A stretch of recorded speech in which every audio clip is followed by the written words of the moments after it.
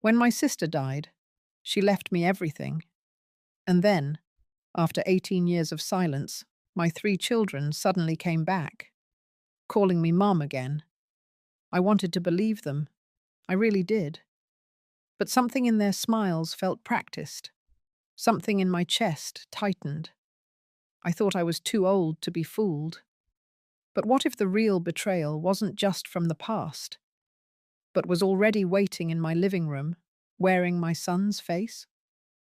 I was still putting away the last sympathy cards when the lawyer called. My sister's ashes hadn't even cooled, and suddenly I was expected to sit in some downtown office and listen to her final wishes. I hadn't slept much. The house felt hollow without Beatrice. For 19 years, she was the one constant thing in my life after my children left. She didn't hug, she didn't coddle, but she never walked away. That morning, I put on the navy suit she always said made me look like a woman with boundaries. I sat in the car for 10 full minutes before turning the key. It was strange, knowing everything that once belonged to her would now have my name on it. The house, the buildings, the accounts, all of it. I never asked for any of it. I just wanted her to stay a little longer. The office was quiet. Leather chairs, heavy wood furniture, the kind of place where nothing rushed, not even grief. Harold Bennett, her longtime attorney, greeted me like a familiar storm. Firm handshake, no small talk. He gestured for me to sit, and I did, folding my hands in my lap like I was back in church. He began reading the will, line by line, with that dry lawyer tone that strips emotion from even the deepest intentions. Beatrice left everything to me. Every property, every dollar, every dusty antique vase and $1 million parcel of land. It felt surreal. She had warned me in her own way. Little comments over tea, notes scribbled in margins.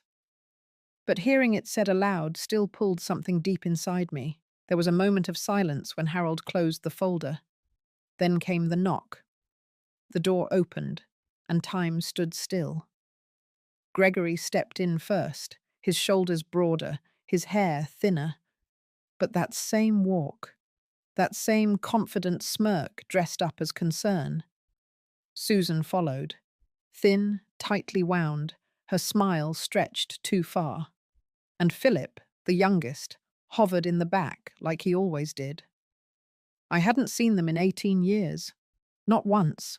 No calls, no holidays, not even a postcard. Gregory said my name like he'd just seen me yesterday. Susan called me Mum. I didn't answer. Harold stood, surprised, but not enough to forget his manners. He gestured to the empty chairs. They sat down like it was their right, like they belonged there. I could feel my heartbeat in my fingertips.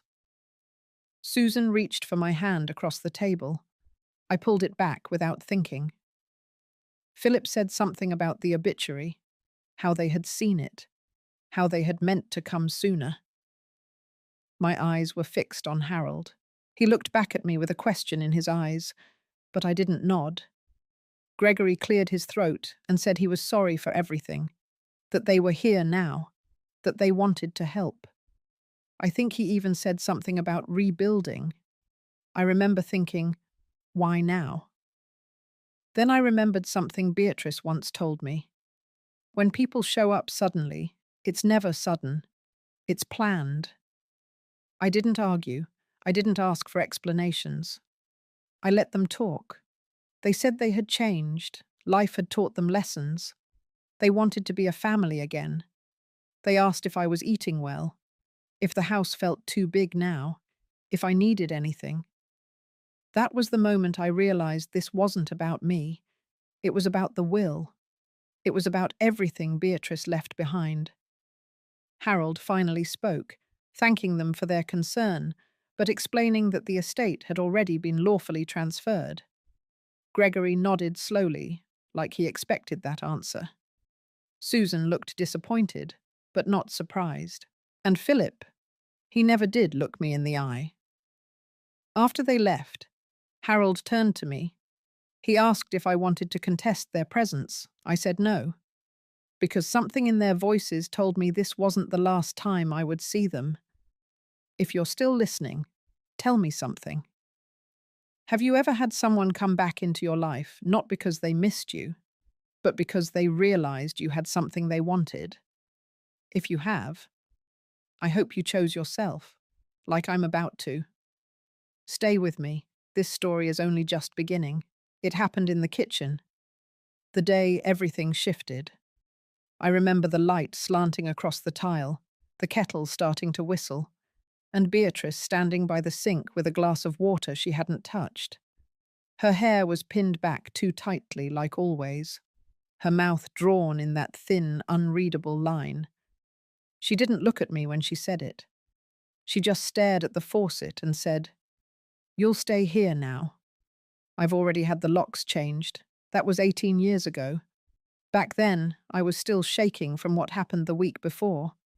The night Gregory told me to pack a bag. The way Susan tossed a folded blanket on the floor like it was a favor. The way Philip wouldn't even say goodbye. I didn't scream. I didn't cry in front of them. But I did what they asked. I left my own house with a duffel bag and a jacket, and I walked 4 blocks in the dark to a gas station, trying to remember who else I could call. It was Beatrice who picked up. She didn't ask what happened. She didn't ask if I was okay. She said, "Stay where you are. I'm coming." And she did. She drove up in that old black sedan with the engine that rattled like coins in a jar. She unlocked the passenger door from the inside and waited. When I sat down, she didn't look at me. She just handed me a paper cup of tea and drove us back to her house. That night, I slept in the guest room under a quilt Beatrice had folded herself. She didn't say much. She never did.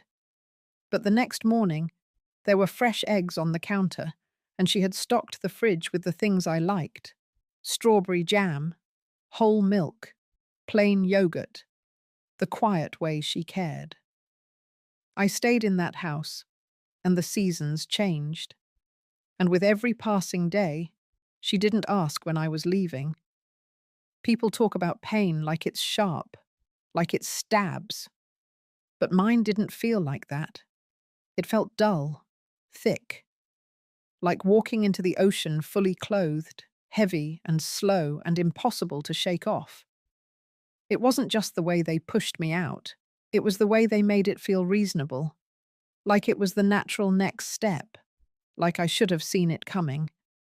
Gregory said I was too anxious, that I hovered too much. Susan said I was draining. Philip didn't say anything at all. I remember the way he looked at me that last night, like I was already gone. Beatrice didn't ask for the details, but she understood more than she let on. I think that's what saved me. Her silence was never indifferent. It was shelter.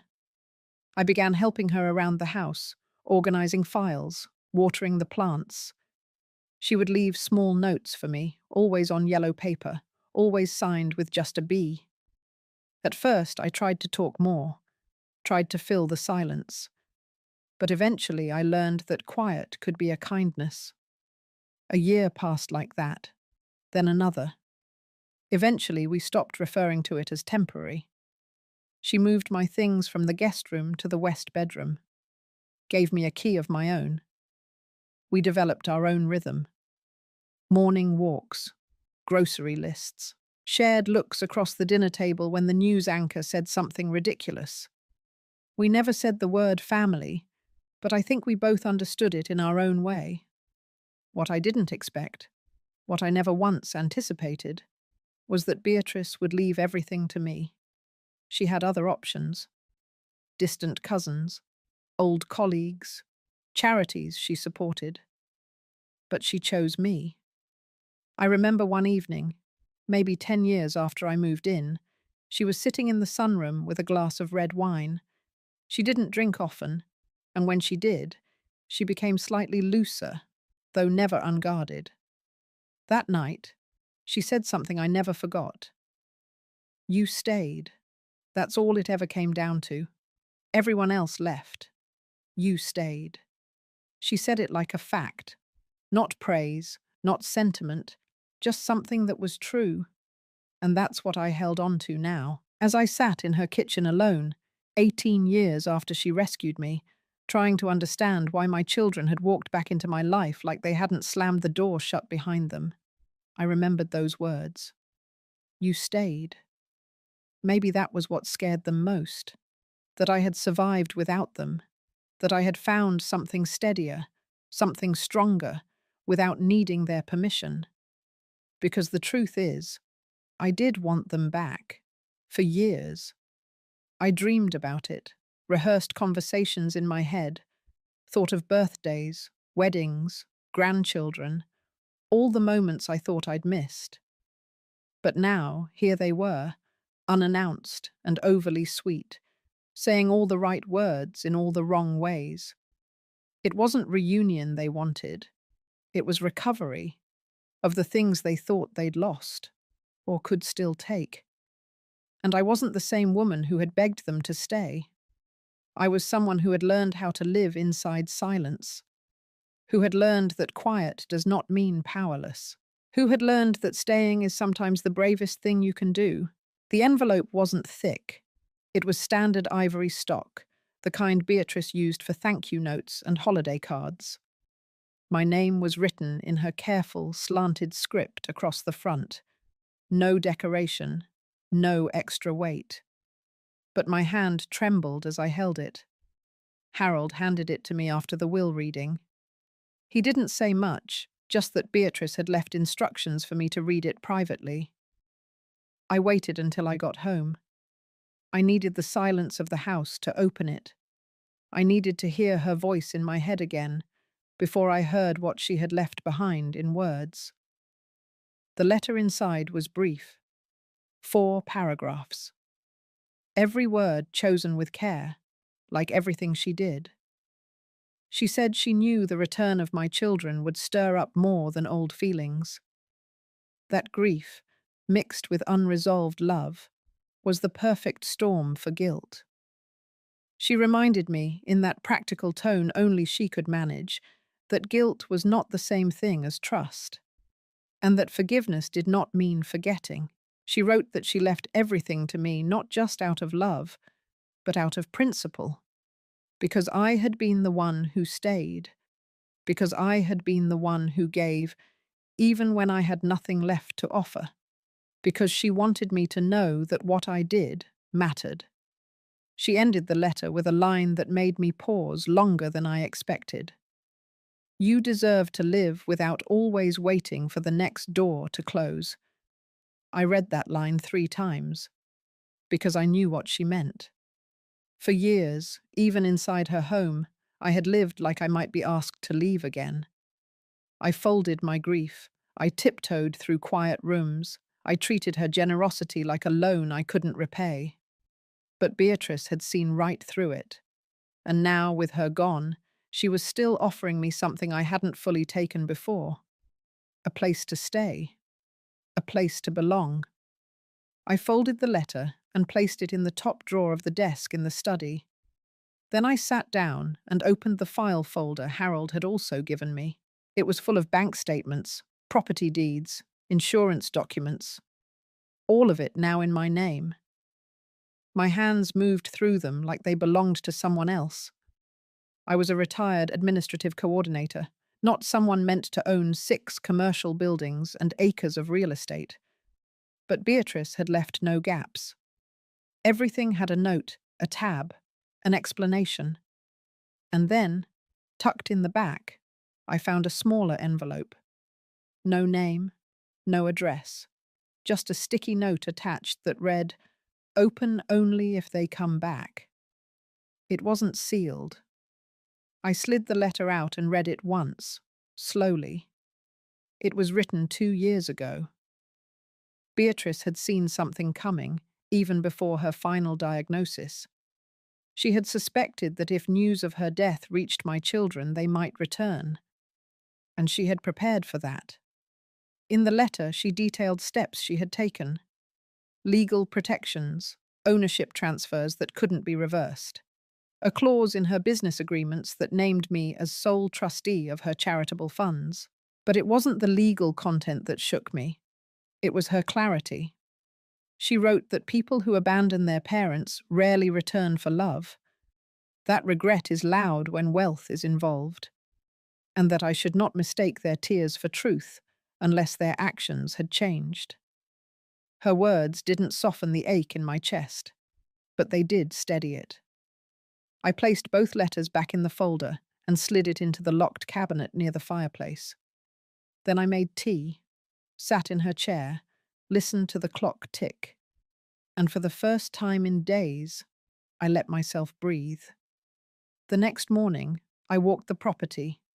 The house sat on a gentle slope, backed by a field of trimmed grass and a row of pines. Beatrice had always kept it tidy, not fancy, just clean, the way she liked everything. I stopped near the old stone bench under the elm tree and looked out at the land. Somewhere, beneath all of this, was the version of me who used to believe my children would come back because they missed me. But that version of me had been slowly fading for years. I wasn't angry, at least not in the way people expect. Anger had been spent long ago. What remained was a quieter feeling. Not bitterness, but distance, like a door gently closed and locked from the inside. I didn't hate them, but I no longer needed them to prove they loved me. I needed to prove something to myself instead. Inside the house, the air still held her scent. Sandalwood and mint. I sat down at the kitchen table with a fresh notebook. I opened to a blank page, and I began writing down every property, every tenant name, every renewal date, every pending issue she had marked. Not because I was afraid of managing it all, but because I had decided I would not let what she left be reduced to a transaction. I would know every detail. I would carry it the way she did, with discipline, with integrity, with calm. That evening, the phone rang. It was Susan. I let it go to voicemail. Then the text came. "We just want to talk, Mum. We were thinking of staying in town a little longer. Maybe stop by tomorrow." I stared at the screen for a long time, not because I didn't expect it, but because even now, a part of me wanted it to mean something good. Then I remembered what Beatrice said. You deserve to live without always waiting for the next door to close. And I placed the phone face down. I was not the same woman they left behind. And this time, I would not wait for them to choose me again. They showed up that afternoon. I heard the knock first, steady and polite. 3 soft raps, the kind meant to sound respectful, not desperate. I knew it was them. Something in my chest tightened as I walked toward the front door. I had already turned down Susan's message the day before, but I also knew them well enough to expect persistence. When I opened the door, Gregory was the first to smile. He stood there in a beige jacket, sleeves rolled up neatly, like he had just stepped out of some casual business meeting. Susan stood behind him, clutching a paper bag from a bakery downtown. The smell of butter and sugar wafted toward me. And Philip, as always, was slightly off to the side, looking down at his shoes until he noticed me staring. I didn't step aside to let them in. Gregory cleared his throat. He said they were staying at the Lakefield Inn for a few days, just to rest, just to catch up, just to be near me after so long apart. His tone was easy, measured, like he'd rehearsed it on the drive over. Susan offered the bag of pastries, said she remembered I liked croissants. I took the bag, not because I wanted them, but because I didn't want to give them an excuse to linger on the porch. I asked what they wanted. Gregory said they didn't want anything. He just wanted to check on me, make sure I wasn't overwhelmed, that I wasn't alone too much. He mentioned that managing an estate like Beatrice's could be complicated, that people might try to take advantage of me, that it might be smart to have family nearby, people who care. It was Susan who added the line that told me everything. She said, "Mum, we're not here to fight you. We're here to protect what belongs to all of us." I didn't answer. Instead, I opened the door wider and told them they could sit for 20 minutes. No more. Inside, they walked slowly, glancing at the furniture as if trying to find traces of their childhood that never existed in this house. I had made tea earlier, but had no intention of offering it. They sat on the edge of the couch, legs close together, backs straight. Gregory leaned forward slightly, folding his hands like he was about to give a presentation. He said they had spoken with someone, a friend of a friend, a man who worked in estate planning. He said that depending on how Beatrice had structured her affairs, there could be options, adjustments, that if I needed help managing it all, they would be happy to assist. Susan chimed in, saying that Beatrice was their aunt too, that they had loved her, even if they didn't always show it, that she wouldn't have wanted the estate to drive a wedge through the family. I sat across from them in Beatrice's favourite chair, the blue one with the wooden arms. She always polished herself. I let them talk, let the words fill the room, swirl around the edges of everything that had already been decided long ago. When Gregory paused, waiting for me to respond, I asked one question. Why now? He blinked, then said he didn't understand. I asked again, more slowly. Why now? After 18 years. He said he had been wrong, that they all had, that they had let things go too far, that grief and guilt made people foolish. He said they had grown, learned things, lived hard years, that they missed me. I asked him to name the last book I read. He couldn't. I asked Susan to describe my favourite meal. She guessed pot roast. It wasn't even close. I asked Philip to look me in the eye. He tried. He failed. I stood up. I told them I wasn't angry, that anger had left me years ago. I told them I didn't need their help, that Beatrice had left everything with clear instructions, and I intended to follow them. I told them I had already spoken to Harold, and that the estate had no loopholes to squeeze through. Gregory tried to protest, said maybe it was worth reviewing again. Susan reached out for my hand. I stepped back. I said they had 15 minutes left. They used 10.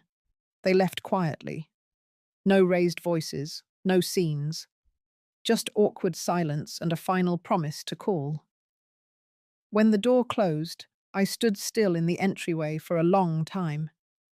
My heart wasn't racing. I wasn't shaking. I was calm, because now I had seen it for myself. The way they moved, the way they spoke, the practiced lines, the little corrections when one of them said too much. They weren't a family coming home. They were strategists, and I was not going to be a target. That evening, I went through Beatrice's drawer of old notes. I pulled out the folder marked Final Transfers. I reviewed the updated deeds, the retitled assets, the trust paperwork. I checked the margins where she scribbled reminders. Call Harold by Tuesday. File copies with Estate Council. Add clause to trust if needed. She had prepared for this. In her quiet, meticulous way, she had seen the playbook before the game began, and now so had I. There were no illusions left. I wasn't the mother they remembered, or perhaps I never had been. What they remembered was someone willing to shrink herself to fit their needs. But that woman no longer lived here. This house, this name, this legacy, they belonged to someone who had learned how to survive without apologies. Gregory would try again. I could feel it. Susan might send a letter. Philip might retreat and return later with softer words. But it wouldn't matter. The door had opened. I had looked them in the eye, and I had closed it again, not with anger, but with clarity. And that kind of peace, once earned, is not something I was ever going to give back. The next morning, I woke up to find Gregory's car already parked across the street. He wasn't alone this time. A tall man in a blazer stood beside him, speaking quickly, motioning toward the house. I didn't recognize him, but I didn't need to. I had seen enough meetings outside the door to know when someone was preparing a move. I didn't open the blinds. I made my coffee slowly, deliberately, the way Beatrice used to. I sat at the kitchen table and flipped through the files again. The trust, the clause, the protection, everything still in place. My hands were steady, but there was a cold weight in my chest. The kind that doesn't come from fear, but from knowing too much, too early. By noon, the car was gone. I thought that might be the end of it for the day, until the phone rang. It was Harold. He said he had received a call from a junior associate at a local firm. Apparently, Gregory had begun inquiring about contingency-based trust disputes. They hadn't filed anything yet, but they were fishing, quietly, carefully, trying to see if there was a crack they could push into. Harold asked if I was all right. I told him I was calm. Then I asked him for a favor. I asked if he had copies of the letters Beatrice wrote when she first revised the estate, the personal ones. He paused, then said he would have his assistant deliver them by the afternoon. I stood at the window and watched the mail slot for the next 2 hours. When the envelope finally arrived, I opened it with a knife from the drawer. Inside were photocopies of 2 handwritten notes, one addressed to Harold, the other to someone named Elaine Turner. That name pulled something old from my memory. Elaine Turner, a professor. She had taught Gregory years ago, back when he was still pretending to be someone he wasn't. I remembered her coming to our house once, decades ago, after Gregory had lied about being accepted into an honors program. She had gently corrected the story, handed me a paper with red ink in the margins, and said, "Your son is smart, but he's also strategic. You might want to keep an eye on that." At the time, I had taken offense. Now I saw it for what it was. I called Harold back and asked if the professor was still living in Houston. He said he'd find out. 30 minutes later, he texted me an address. It was 10 blocks from my house. That afternoon, I walked. It felt good to move. My legs stiff from days of sitting in stillness. The sidewalks cracked from years of heat and tree roots. I counted mailboxes, watched a group of kids ride past on bikes, yelling over each other. Life going on, whether I welcomed it or not. Her house was plain, brick, blue trim. A flag hung beside the porch, faded from sun. I knocked once and waited. A minute passed before the door opened. Elaine Turner hadn't changed much. Older, yes, but the same sharpness in her eyes, the same patience in her mouth. She looked at me for a moment before saying, "You're Rosalind." I nodded. She stepped aside and let me in without a word.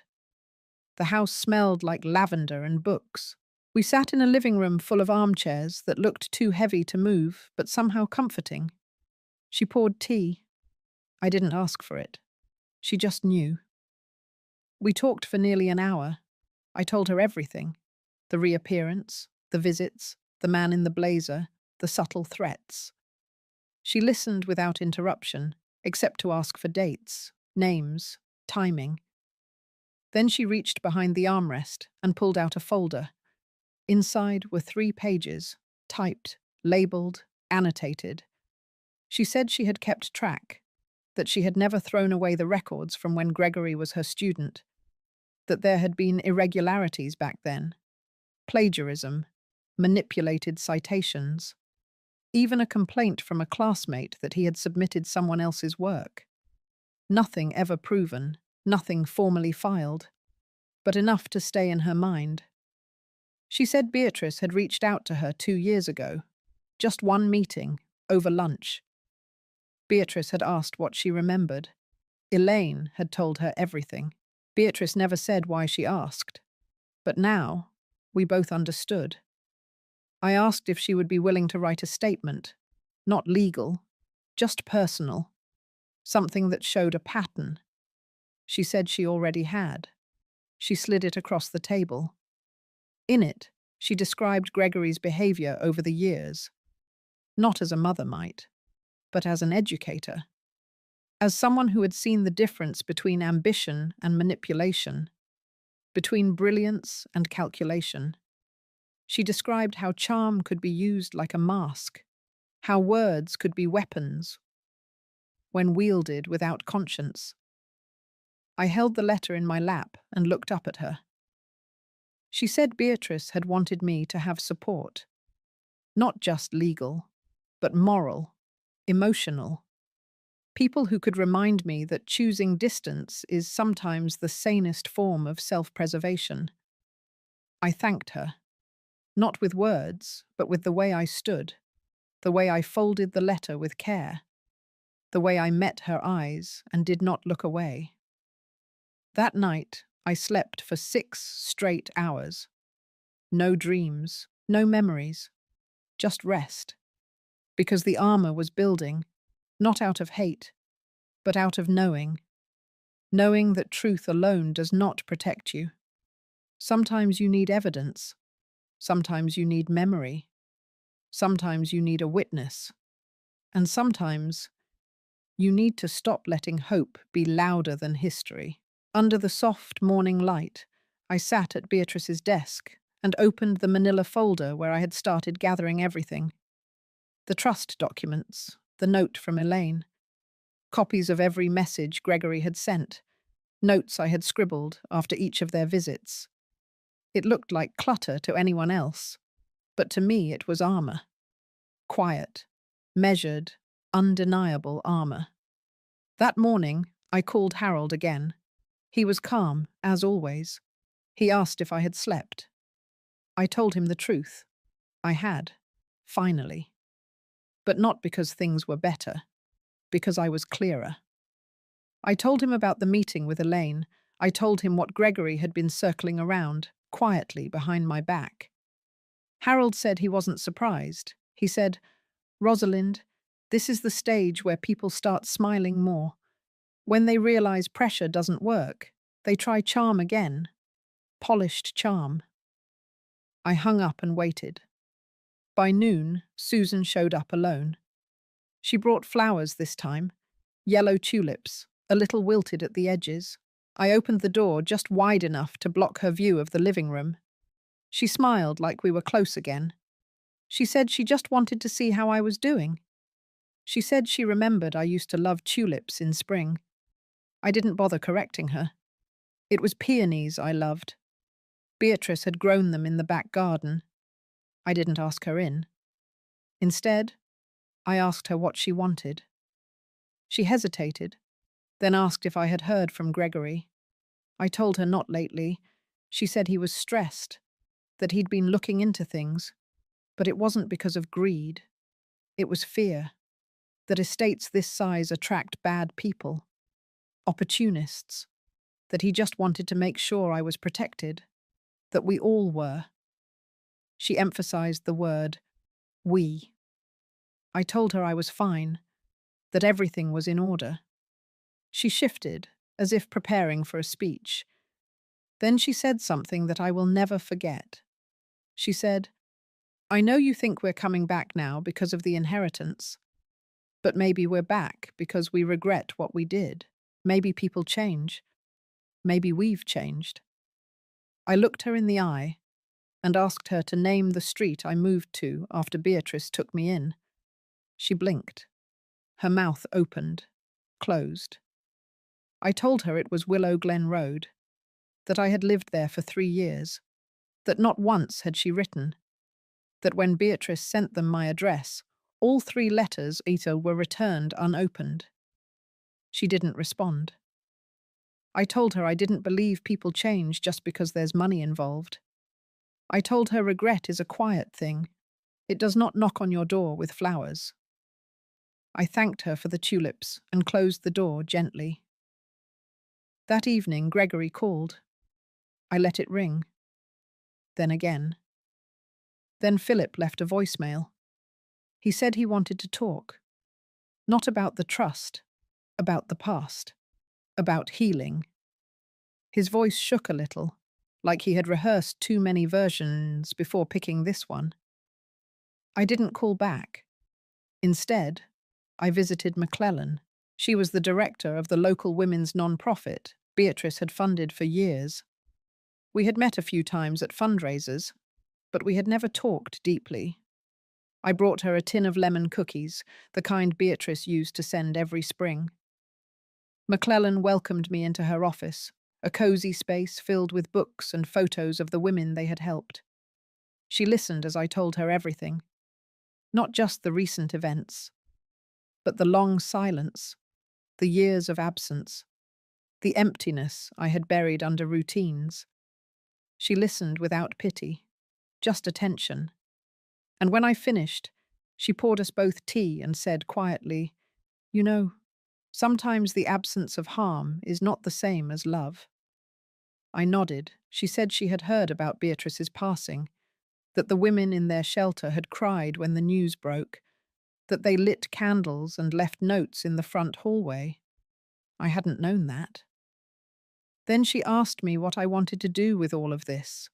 Not legally, not financially, emotionally.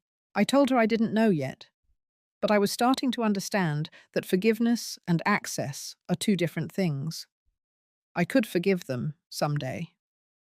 Maybe. But I didn't owe them entry. McClellan said something then that stayed with me. She said, "You can love someone and still lock your door." We sat in silence after that. Before I left, she handed me an old photo. It was of Beatrice, standing on the porch of the shelter, surrounded by women of all ages. She looked proud, not of herself, but of them. That night, I framed it. I placed it beside the guest room door, the one I kept locked now, because love can be quiet, but so can boundaries, and sometimes they sound the same to people who have never known the difference. The next day, I received an envelope in the mail, no return address. Inside was a copy of a preliminary trust inquiry form, highlighted, annotated, and a sticky note that read, "Just checking options." I knew Gregory's handwriting, and suddenly, all the words from Susan and Philip fell silent in my memory. They had never been here to reconnect. They were still trying to get in. But now, the locks were stronger, and I had found something even more powerful than anger. I had found resolve. I woke to silence. Not the comforting kind, but the thick kind that feels like it's holding its breath. The house was still, but my body knew something had shifted. I moved slower that morning, not because of age, but because I was bracing for something I couldn't name yet. At 9, the doorbell rang. It wasn't one of them. It was Harold. He hadn't called ahead, which was unusual. He stood at the door in a charcoal coat, his shoulders tense, eyes tired. I let him in. He took off his gloves slowly, then opened his briefcase and handed me a thin folder. Inside was a copy of a complaint draft. Gregory had been working with another firm, one that specialized in elder financial abuse. The accusation was subtle, that I had been manipulated in my old age, that Beatrice had been controlling, that perhaps I hadn't been of sound mind when I signed the final version of the trust. It wasn't a lawsuit yet, but it was a warning shot. Harold said the firm had reached out to a probate contact in Dallas, likely trying to feel out the terrain before moving forward. There was nothing public yet, nothing filed, but he wanted me to see it with my own eyes. I sat with that paper for a long time, not angry, not afraid, just disappointed. It wasn't the legal move that hurt. It was the insult, the insinuation that I had not been present in my own choices, that my grief had somehow made me incompetent. After Harold left, I didn't cry.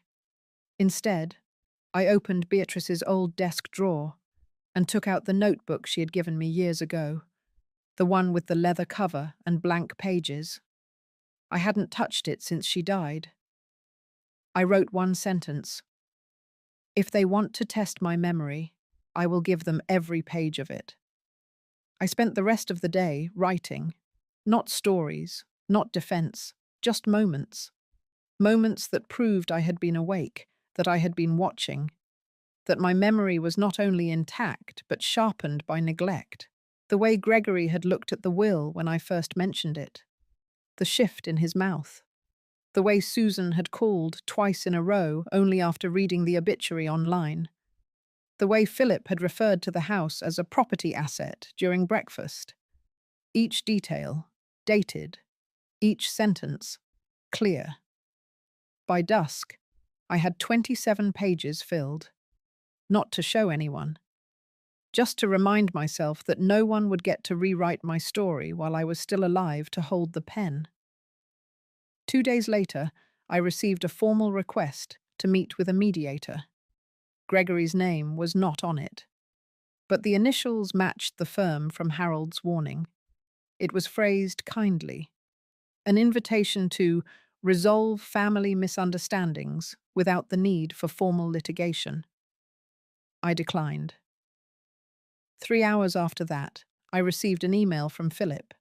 It was brief. He said he didn't know what Gregory was doing and that he didn't support it. That he had always been the peacekeeper of the family. That he wished I would consider meeting him alone, just for coffee. I didn't reply. I had learned that silence is not the absence of power. It is the presence of boundary. That evening, I walked around the house and looked at every room with new eyes. Not as a home, but as a place worth protecting. I made a list: locks to be changed, security system to update, mail to be redirected, neighbors to notify, not out of paranoia, out of clarity. Because when someone tries to rewrite your truth, they don't stop at one sentence. They keep going until the ending belongs to them, and I wasn't going to let that happen. The next morning, McClellan called. She asked if I wanted to come to the shelter's spring luncheon. She said they were going to honor Beatrice. A small tribute. A bench with a plaque. I said I would come. When I arrived, the women were already gathered. Young ones, older ones, some with babies in their laps, some with shadows in their eyes that I recognized. They handed me a small envelope when I walked in. Inside was a note, written by a woman I had never met. It said, "Beatrice saved my life. And because of her, now I get to raise my daughter without fear." I folded it and placed it in my coat. During the ceremony, I stood beside the new bench and traced the name with my finger. Beatrice Langford, a sister, a protector, a woman who gave me the tools to recognize a boundary as love, not distance. When I returned home, I opened the mailbox and found a thick envelope from the law office. It was marked confidential. Inside was a sworn statement Gregory had submitted preemptively in case of court proceedings. It was full of polite phrasing, strategic omissions, and one sentence that nearly made me laugh. He wrote, "I have concerns about my mother's capacity to manage such a large estate, given her current condition." My current condition. I sat in the chair by the window and whispered the phrase to myself, like it was a poem. Then I stood, walked to Beatrice's room, took the framed photo from the nightstand and brought it to the kitchen, set it on the table. And I said, out loud, "Then let them see what my condition really is. Because this wasn't grief anymore. It was resolve. And every step they took toward rewriting my story would only make mine clearer, sharper, unshakable. I wasn't done, not even close. Understood. I will now write Chapter 8, following your exact instructions. Please wait a moment while I complete it. I hadn't heard from Philip in nearly a week. Susan had gone silent too. Gregory, of course, had never once tried to reach me directly. He preferred paperwork and insinuations. But something in the air felt heavier now, a pressure building beneath the surface. The pressure broke on a Tuesday morning. I was returning from the bakery, where I liked to buy fresh rye and sit for a few quiet moments with my tea. When I turned into my driveway, there was a black SUV parked near the curb. Two figures stood beside it, Philip and Susan. I didn't rush. I placed the bread inside the house, poured myself half a cup of tea, then opened the door and stepped onto the porch. They turned to me with what I imagined they thought were composed faces, but their eyes betrayed the storm behind the calm. I had seen this look before, many years ago, when they sat me down in their old living room and told me that I had to leave, that I was a burden, that things were different now. Philip was the first to speak. He said he had been trying to stay out of the conflict, that he had only recently learned what Gregory had been up to, that Susan had nothing to do with the legal firm, that they both simply wanted to talk, to find a way to resolve everything before it escalated. I let him talk. I didn't interrupt. Then Susan added her piece. Her voice was soft, rehearsed. She said she missed me, that she had thought about me for years, that no matter what had happened between us, she didn't want to see the family torn apart now, when we had a second chance. A second chance. That phrase hung in the air like the scent of something sweet but spoiled. I asked them what they wanted, not with words, just with my eyes. Philip took a small step forward. He said he was worried about how the public would see this, that dragging a family dispute through courts would harm everyone's reputation, that people talk, that neighbors notice, that perhaps, if I agreed to divide the inheritance a little more equitably, everyone could move forward without hostility. Susan didn't say a word after that. She simply looked away, down at the walkway, as if embarrassed or defeated, or both. I took a breath and nodded slowly, not in agreement, in understanding, because there it was. Not remorse, not reconciliation, just a calculated appeal dressed in the language of peace. I told them I appreciated their visit. Then I stepped back inside and locked the door. They stayed outside for a few more minutes. I watched them through the sheer curtain. Philip paced. Susan leaned against the car, arms crossed. Eventually they left. That afternoon I called McClellan. I asked if the shelter still needed help organizing their archives. She said yes, and offered to drive over with the boxes the next morning. I told her I would come to them instead. I needed to be around women who had seen what I had seen, who had learned to live without being believed. At the shelter, I sorted files in a small back office. Folders filled with intake notes, lists of emergency contacts, medical summaries, protection requests. Each folder was a story. Each one carried the echo of choices made under pressure, of women who had loved too long or trusted too deeply. I saw parts of myself in every file. I stayed late that evening. When I returned home, there was a letter on the front steps, not mailed, left by hand. The handwriting was unmistakable. Philip's. Inside was a single page. He said he had spoken with Gregory again, that he didn't agree with his methods, but he couldn't stop him either, that Susan was upset and didn't want things to turn ugly, that they were still hoping I would change my mind, that maybe I was just too emotional right now to see the big picture. Too emotional. Another phrase that clung like ash. I burned the letter, not in anger, but in clarity. That night, I sat down and made another list. This one wasn't about locks or cameras. It was about where my power lived. I listed everything I still controlled: my name, my story, my house, my resources, my voice. And then I wrote down what I refused to hand over: my dignity, my silence, my fear. In the morning, I drove to the community centre and asked if I could sponsor a new writing program for women over 60. I told them it would be called Second Voice, a space where no one would be told they were too old, too soft, too anything to be believed. They said yes. They offered me the back classroom. I smiled for the first time in days. By Thursday, I received another envelope. This time, it was formal. A petition for a competency evaluation, filed by Gregory Langford. He was asking the court to determine whether I was fit to manage my own estate. My hands didn't shake. I placed the papers beside me and reached for the same leather notebook I had used before. I added a new entry. I wrote, "Today my son asked the law to declare me less than whole, but he forgot that wholeness is not measured by paper. It is measured by what you still refuse to surrender." Then I closed the book, and I made tea. The wind outside picked up. Leaves scraped across the porch like small reminders that seasons shift without permission.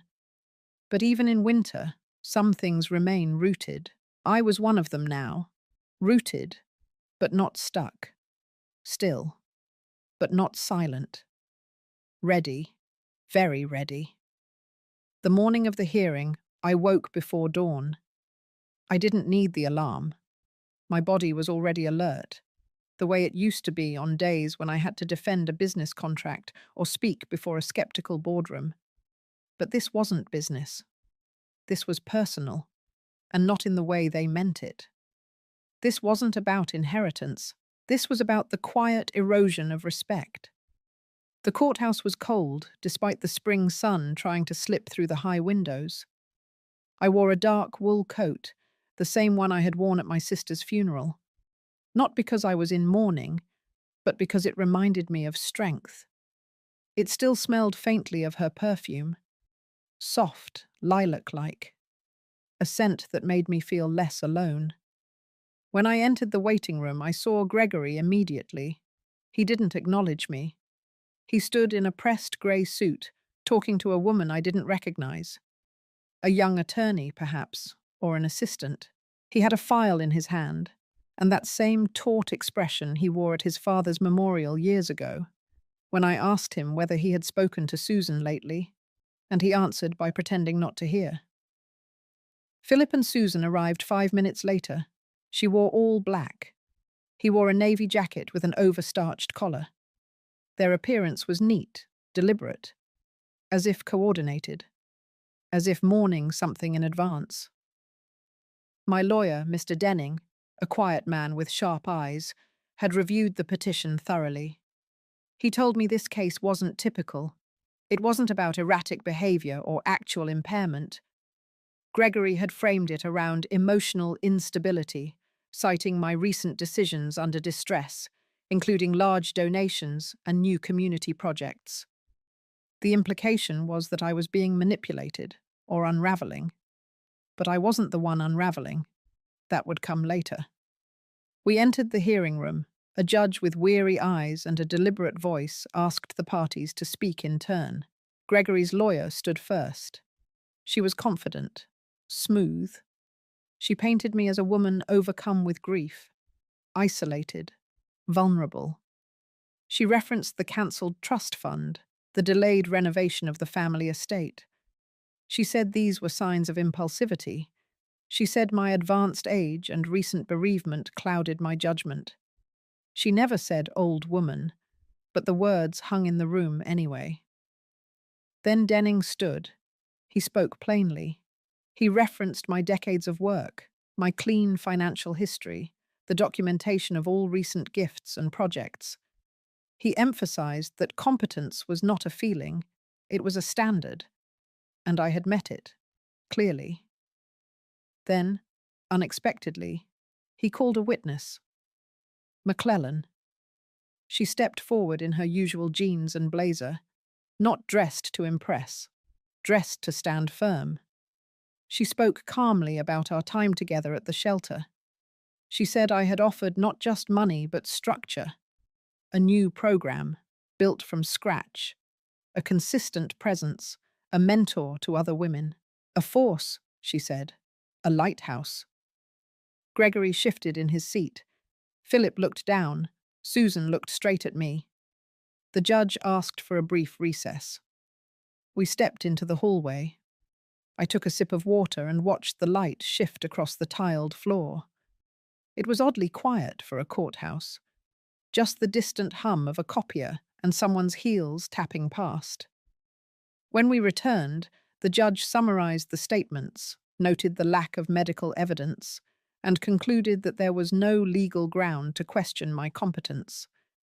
The petition was dismissed, but the victory didn't bring relief, not right away. Gregory didn't look at me as he left. Philip did, just for a second. There was something hollow in his eyes, not regret, not anger, just distance. Susan lingered. As the others turned the corner, she took a small step toward me. She said quietly that she hadn't known Gregory filed the motion until the night before, that she didn't agree with it, that she was sorry, but she didn't apologize for what she had done, only for what she had let happen. I nodded once, not to forgive, not to accept, just to acknowledge. Then I turned away. That evening, I went home and sat in the garden. The air was cool. The wind traced the edges of the fence and rustled the leaves like old paper. I thought of my sister, of the day we planted the lemon tree in the corner, both of us laughing because we had no clue what we were doing. It had grown crooked but strong, like most women I knew. That night I wrote in my notebook again. I wrote, "Today, I was declared whole by strangers, but I was already whole before they said it. What they did was name it. What I must do now is live it." I slept well that night, for the first time in weeks. No dreams, no knots in my chest, just quiet. But even then, I knew the story wasn't over, because Gregory had played his first real card, and men like him rarely stopped after one. He had failed in court, but people like him often returned not with law, but with something worse. Smiles, smiles hiding new plans, plans dressed as concern. And I was ready for all of them. The days after the hearing moved with an eerie stillness. There was no apology, no phone call from Gregory, not even a generic message to pretend civility, just absence. A silence that didn't feel like peace, but like calculation. It wasn't over. I knew that. Still, I returned to my routines. I walked the garden. I reviewed community plans with McClellan. I made quiet donations. I cooked again, not because I had to, but because the rhythm of it reminded me that life could be shaped gently with care. There was peace in peeling carrots slowly, in the smell of rosemary on roasted potatoes, in knowing exactly how much lemon a sauce needed. Then, the envelope came. No return address, no handwriting, just a printed label with my name and a stamp already fading. I opened it in the kitchen. Inside was a single page, a spreadsheet, a photocopy, clearly. Dozens of line items, account numbers, transaction codes, transfers from one trust into a secondary shell account. Dates, amounts. I recognized one of them. It was a fund I had closed months earlier, one that Gregory had access to as a co-beneficiary long before I rewrote my will. The signature next to the final transfer wasn't mine, and it wasn't recent. It was dated 3 years ago. I sat down hard on the bench by the kitchen window. I stared at the numbers. My hands were steady, but my breath wasn't. I didn't understand everything yet, but I understood enough. It hadn't started with my sister's death. Gregory had been preparing long before that. The next day, I asked McClellan to meet me. We sat in the cafe near the shelter, away from familiar faces. I slid the page across the table. She read it in silence. Her eyebrows lifted, then furrowed. She asked nothing. She didn't need to. We both understood the implication. This wasn't desperation. This was architecture. Careful, quiet, layered like brickwork. She asked if I wanted to pursue it legally. I shook my head.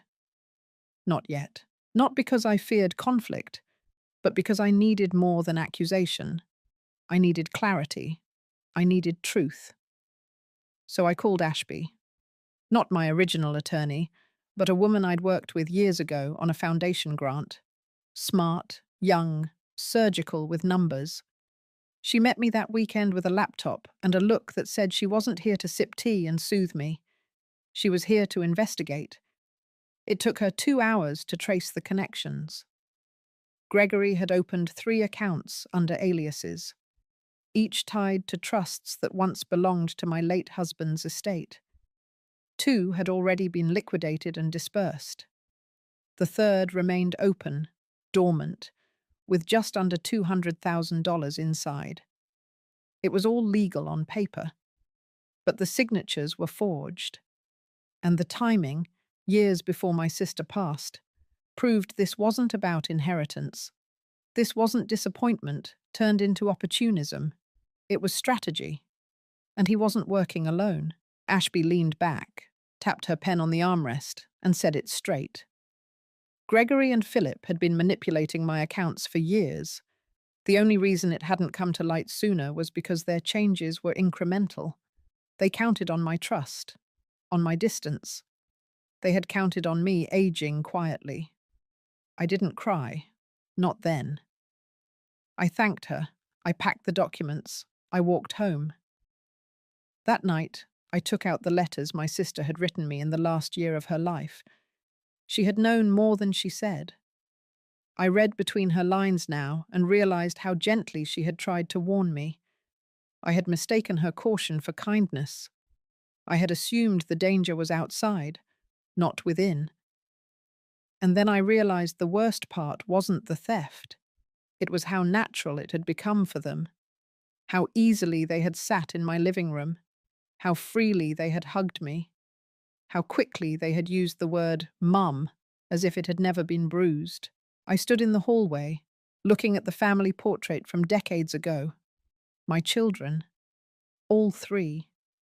Young, innocent, eyes bright from too much sun and soda. I almost didn't recognize them anymore. The next morning I went to the notary's office. I revoked the previous documents Gregory had tried to manipulate. I transferred oversight of the remaining trusts to an independent fiduciary group. I restructured the funding for my shelter work, placing every project under the name of the new women I was mentoring, so nothing could be touched in my name again. Then I made the call. Gregory picked up. I said one sentence. From now on, everything goes through legal channels. He said nothing. I hung up. It was the most silent goodbye I had ever given, and the cleanest. That afternoon, I returned to the community center. McClellan met me at the door.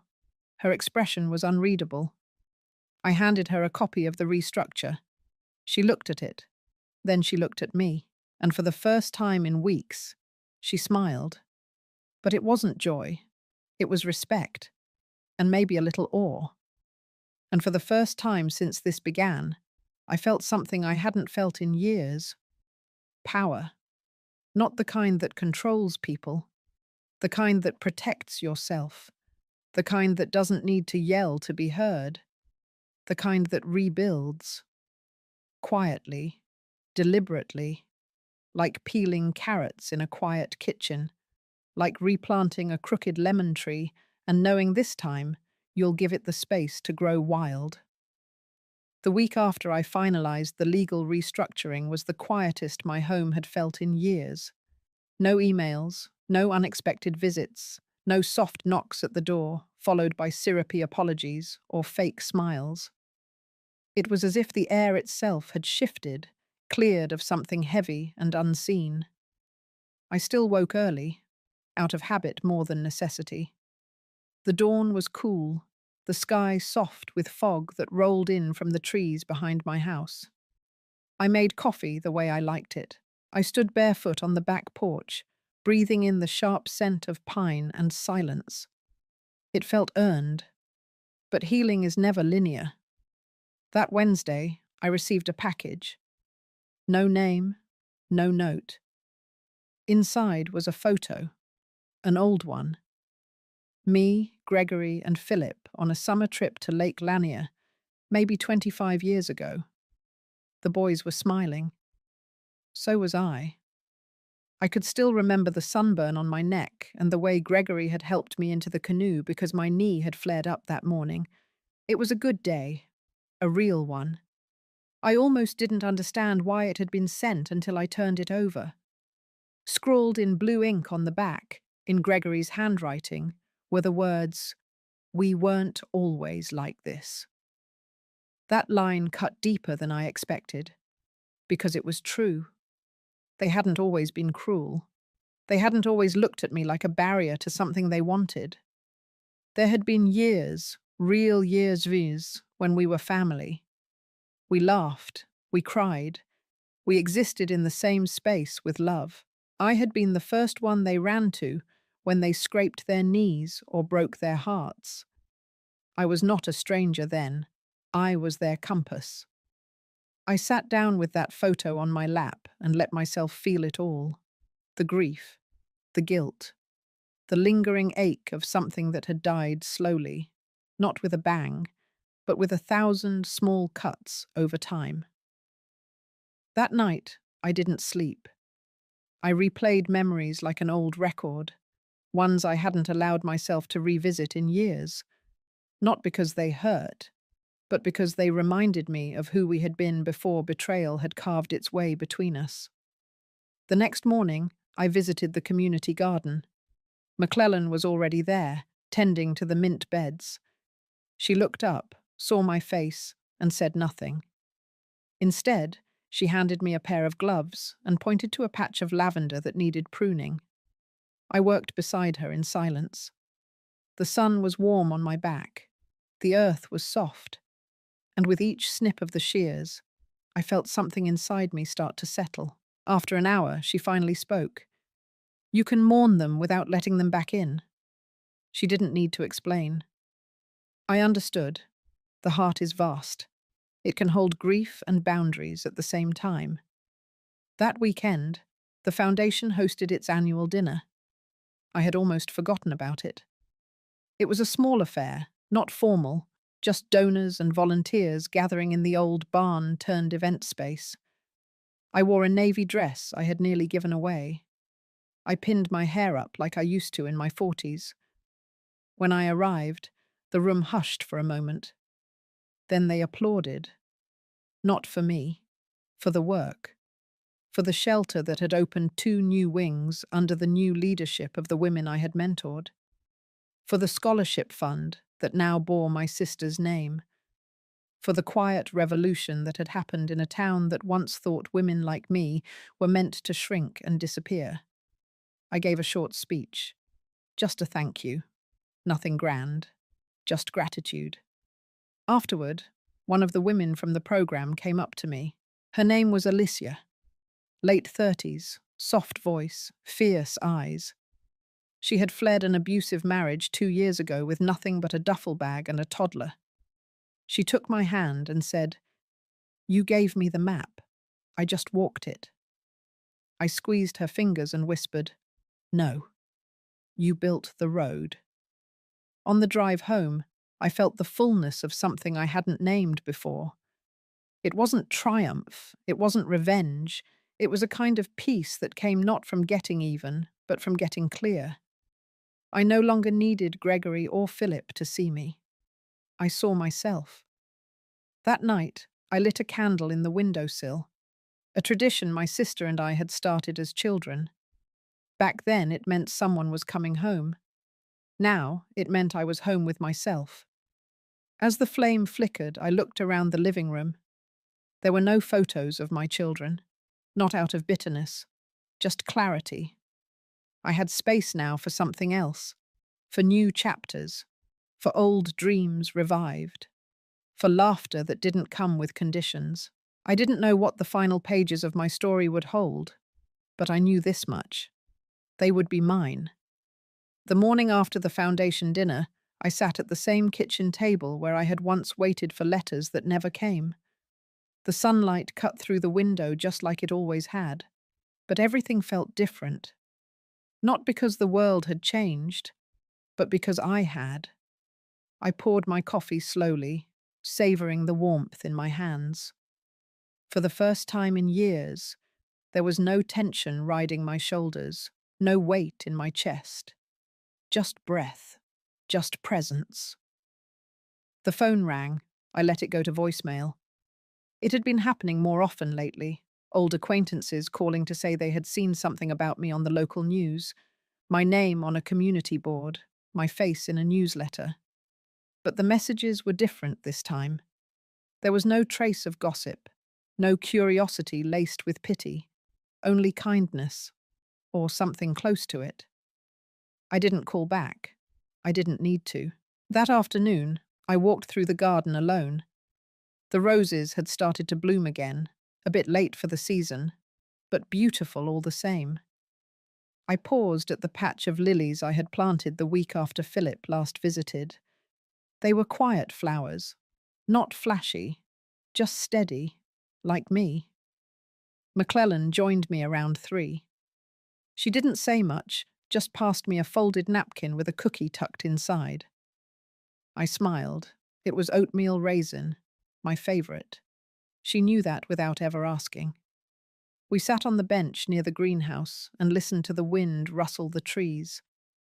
I told her I was thinking of taking a trip, not to escape, not to disappear, just because I could, because there was a world beyond the 4 walls of my grief, because I wanted to wake up in a new place and taste new things, and maybe meet people who didn't know my history and wouldn't try to rewrite it.